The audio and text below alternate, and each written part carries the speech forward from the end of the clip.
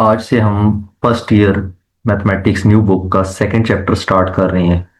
तो उसकी basic definitions को पहले हम चेक कर लेते हैं, देन क्वेश्चंस के ऊपर हम फोकस करेंगे।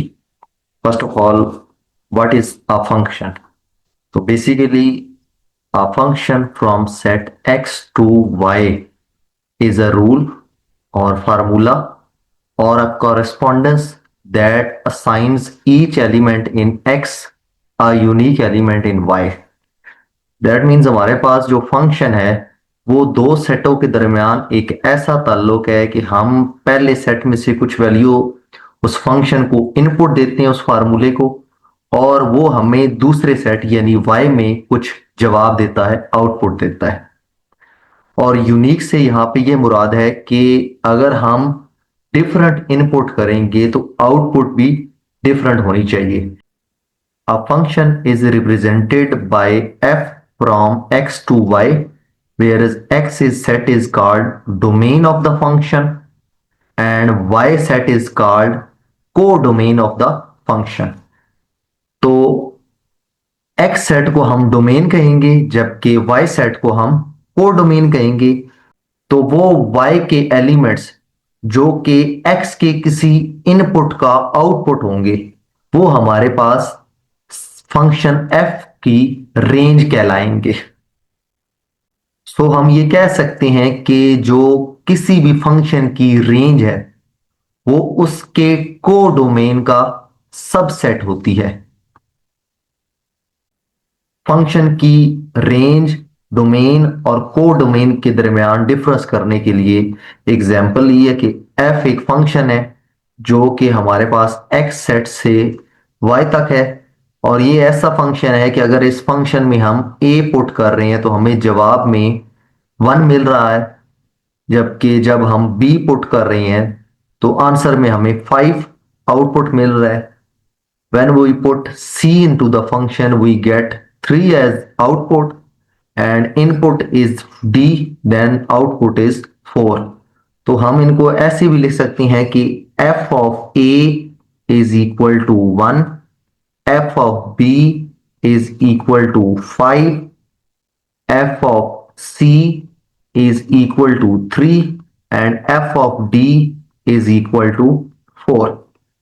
तो यहां पे एक चीज काबिल गौर है कि y सेट में 2 एक ऐसा एलिमेंट है जो जिसकी बैक पे कोई भी इनपुट मौजूद नहीं है, तो इसलिए ये एलिमेंट रेंज में नहीं कंसीडर होगा। तो फंक्शन की डोमेन तो हमारे पास x का सेट होगा a b c d, और इसकी रेंज हमारे पास वो वाले एलिमेंट्स होंगे y के जो किसी इनपुट का आउटपुट होंगे, यानी 1, 5, 3 एंड 4। ये हमारे पास रेंज हो गई फंक्शन की। और कोडोमेन से मुराद y वाला सेट होता है, यानी 1 2 3 4 5। नेक्स्ट अब हम डिस्कस करते हैं कि अगर हमें कोई भी ग्राफ दिया जाए तो हम कैसे तय करेंगे कि वो किसी फंक्शन का ग्राफ है या किसी फंक्शन का ग्राफ नहीं है। तो इस मेथड को हम वर्टिकल लाइन टेस्ट का नाम देते हैं। तो ये मेथड हमें ये बताता है कि अगर कोई भी वर्टिकल लाइन किसी ग्राफ के एक से ज्यादा पॉइंट पे टच कर जाए तो वो जो ग्राफ होगा वो किसी फंक्शन का ग्राफ नहीं होगा। या दूसरे अल्फाज में हम कह सकते हैं कि अगर किसी ग्राफ को कोई भी वर्टिकल लाइन एट मोस्ट एक पॉइंट पे टच करेगी, that means that graph represents a function. Example के लिए हमारे पास ये ग्राफ गिवन है। इस ग्राफ में जब हमने straight line vertical line test apply किया है तो ये कहीं पे भी हम वर्टिकल लाइन अप्लाई कर दें वो इस ग्राफ को सिर्फ एक ही पॉइंट पे टच करेगी, इसलिए ये ग्राफ एक फंक्शन को रिप्रेजेंट कर रहा है।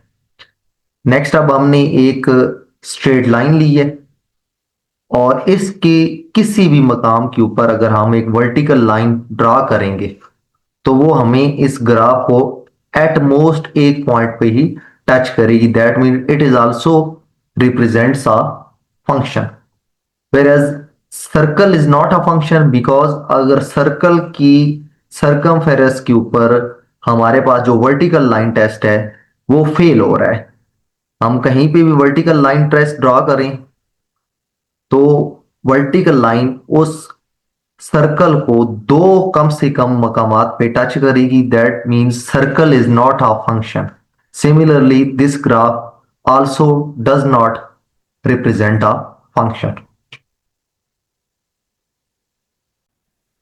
Next, we discuss what is domain and range of a function.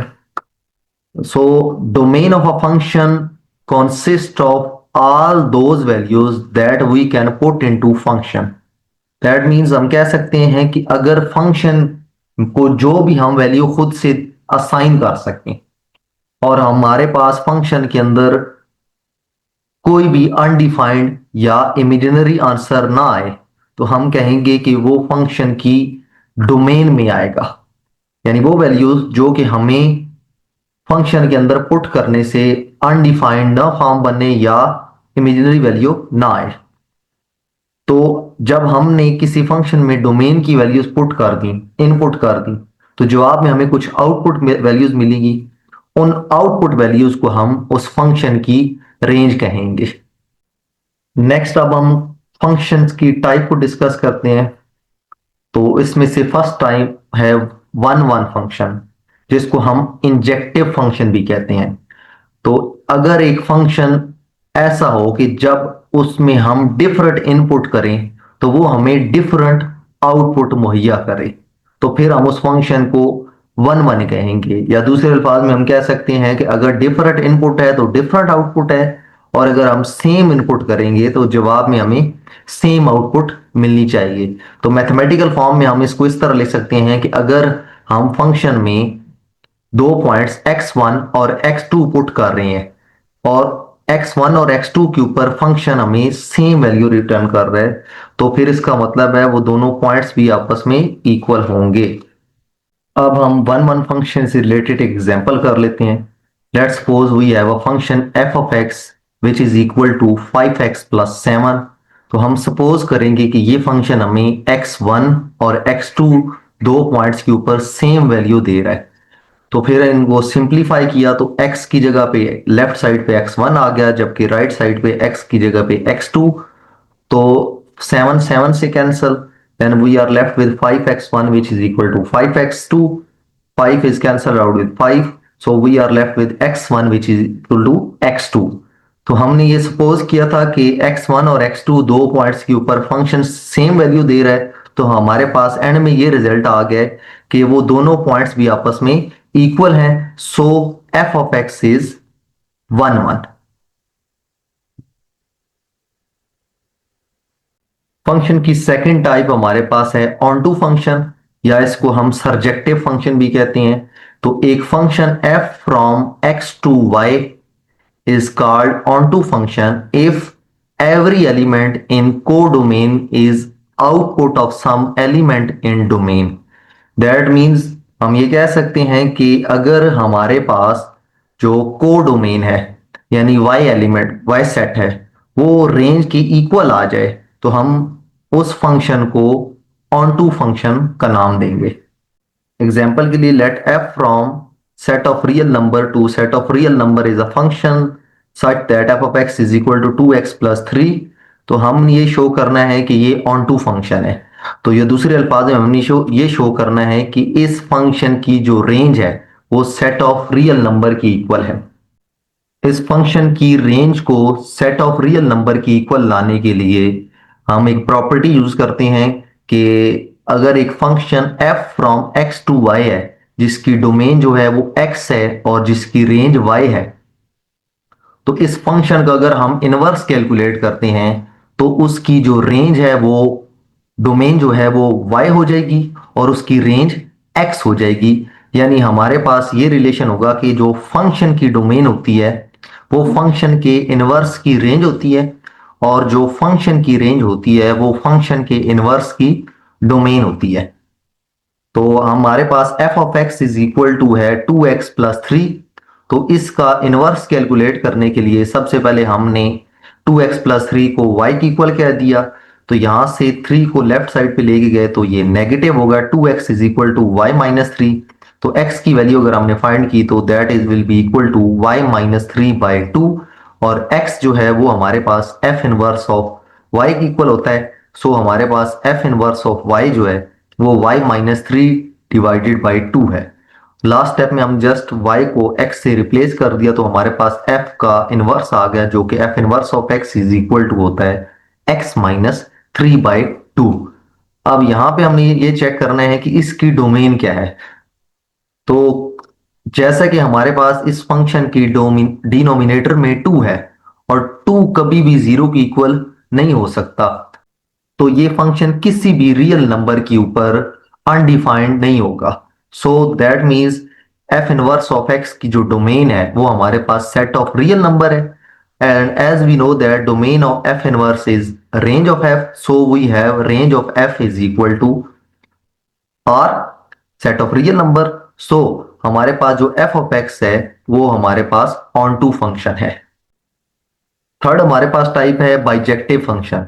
तो एक फंक्शन अगर वन वन होगा और ऑन टू होगा तो उस फंक्शन को हम बाइजेक्टिव फंक्शन का नाम देंगे। एक्सरसाइज 2.1 क्वेश्चन नंबर 1 में हमें एफ ऑफ एक्स गिवन है एक्स स्क्वायर माइनस वन, और हमने इस फंक्शन की वैल्यू चार डिफरेंट पॉइंट्स यानी x is equal to minus three, X is equal to zero, X is equal to X minus two और X is equal to X square plus two के ऊपर find करनी है। तो सबसे पहले हमने एफ ऑफ एक्स में x की जगह पे माइनस थ्री पुट किया, तो after simplification we have left with 8। Then हमने इस फंक्शन में x की जगह पे जीरो पुट किया तो f of zero is equal to minus one. Similarly जब x की जगह पे हमने x माइनस टू पुट किया है तो x माइनस टू का square is equal to X square minus four X plus four, और ये minus one as it is आ गया, तो plus four minus one is three. Last part में हमने इसी फंक्शन में x की जगह पे X square plus three put कर दिया, तो हमारे पास एक्स स्केयर प्लस थ्री का होल स्केयर माइनस वन। तो जब हमने एक्स स्केयर प्लस थ्री का स्केयर ओपन किया तो हमारे पास आ गया X four plus six X square plus nine minus one, तो plus nine minus one which is equal to plus eight. Similarly इसका सेकेंड पार्ट में भी हमने सबसे पहले फंक्शन में x की जगह पे माइनस थ्री पुट किया, देन हमने x की जगह पे जीरो पुट किया, देन x की जगह पे x minus to and x square plus three put कर दिया। क्वेश्चन नंबर 2 में हमने फंक्शन के अंदर सबसे पहले a प्लस एच पुट करने, देन x की जगह पे a पुट करने, उन दोनों के आंसर्स को माइनस करके h से डिवाइड कर देने। तो अगर इसका थर्ड पार्ट हम सॉल्व करते हैं तो F of x is equal to x cube plus x square plus minus one. तो इसमें सबसे पहले हम x की जगह पे a प्लस एच पुट करेंगे, तो x का क्यूब मींस x की जगह पे a प्लस एच आ जाएगा, तो a प्लस एच का क्यूब, तो एक्स स्केयर की जगह पे a प्लस एच का स्केयर आ गया। a प्लस एच का cube is equal to a cube H cube plus three A square H plus three A H square. a plus H का square is equal to a square plus H square plus two A H and minus one will be same. Then हमने उसी function में F of X में x की जगह पे a put कर दिया, तो हमारे पास a cube plus A square minus one आ गया। अब हमने F of a plus H और एफ ऑफ a का डिफरेंस मालूम करना है, तो इन दोनों के आंसर को जब हम माइनस करेंगे तो a क्यूब हमारे पास a क्यूब से कैंसिल, ए स्केयर से कैंसिल, वन जो है वो माइनस वन प्लस वन से कैंसिल, तो हमारे पास H cube plus three A square H plus three A H square plus H square plus two A H बच गया। और इन सब में से एच कॉमन आ रहा है, तो हम जब एच से डिवाइड करेंगे तो एच एच से कैंसिल हो गया, तो हमारे पास इस क्वेश्चन का आंसर जो है वो आ गया F of A plus H minus F of A divide by H is equal to H square plus three A square plus three A H plus H plus two ए।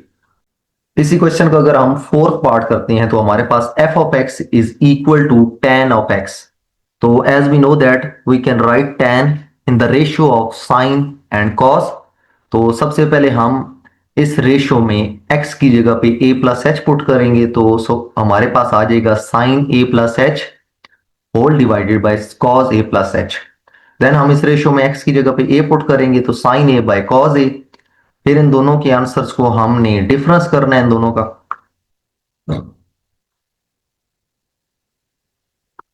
तो F of A plus H minus F of A is equal to sine A plus H by cos A plus H minus sine A by cos A. तो इन दोनों का हमने LCM कर लेना है। तो हमारे पास by cross multiplication sine A plus H के साथ कॉज ए आ जाएगा माइनस साइन ए के साथ कॉज ए प्लस एच आ जाएगा। और हमें मालूम है कि sine alpha minus beta is equal to sine alpha cos beta minus sine beta cos alpha. तो हम अगर इस जगह पे a प्लस एच को अल्फा कंसीडर करें और a को जस्ट बीटा कंसीडर करें तो ये हमारे पास इस फार्मूले की एक्सपेंडेड फॉर्म है। उसको अगर कंपैक्ट फॉर्म में हम क्लोज करें तो हमारे पास आ जाएगा sign alpha minus beta. So alpha की जगह a प्लस एच आ गया माइनस बीटा की जगह a आ गया। तो सब्ट्रैक्ट करने की वजह से a जो है वो a के साथ कैंसिल हो जाएगा।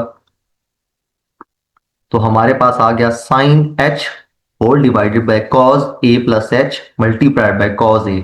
और लास्ट स्टेप में हमने चूंकि एच से डिवाइड करना है तो एच डिवाइड हो जाएगा। तो हमारे पास आंसर आ गया sine H whole divided by h time cos A plus h times cos A.